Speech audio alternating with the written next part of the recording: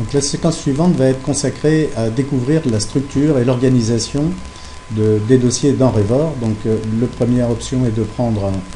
une liste de dossiers dans lesquels on va choisir son propre dossier,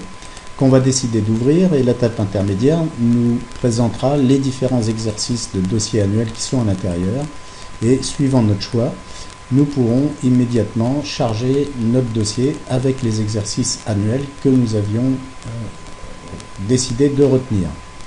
Donc là, nous avons décidé de retenir 5 exercices, et donc dans la première présentation de l'architecture, vous avez déjà une présentation verticale, où là vous allez retrouver le dossier de contrôle et les différents dossiers de contrôle, et le dossier permanent. Cette architecture, suivant le choix qu'on en a fait, est divisée après en différentes rubriques, notamment concernant le dossier permanent, où là on retrouvera tout ce qui est renseignements généraux, donc l'identification de l'entreprise, les informations générales, les obligations légales, etc. On aura une partie consacrée à tout ce qui est procédure,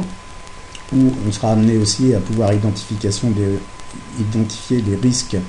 et orienter la mission. On aura une partie dossier juridique qui sera répartie entre structure juridique, assemblée générale, les conseils d'administration,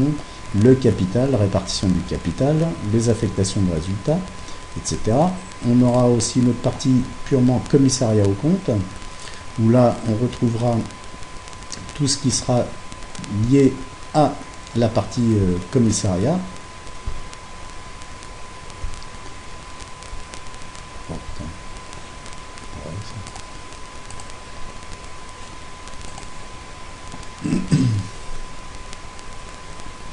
Là, on retrouvera donc la mission avec,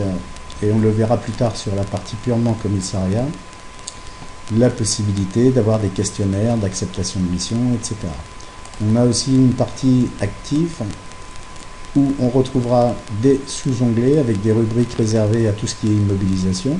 immobilisation incorporelle, corporelle, tout ce qui est titre immobilisé, tant en matière de société commerciale que de société civile. On aura une rubrique spécifique valeur d'exploitation, location,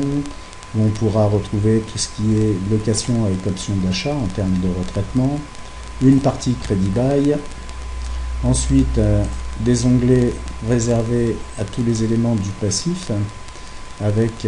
notamment tout ce qui pourra traiter des subventions, des emprunts et des remboursements d'emprunts, avec la partie emprunt. Ensuite, une partie purement sociale, où là nous aurons un rappel des obligations,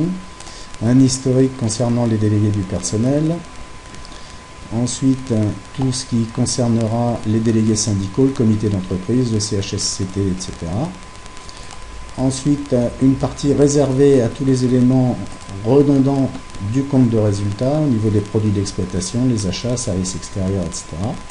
Et une rubrique spécifique au classement des dossiers annuels, donc des plaquettes utilisateurs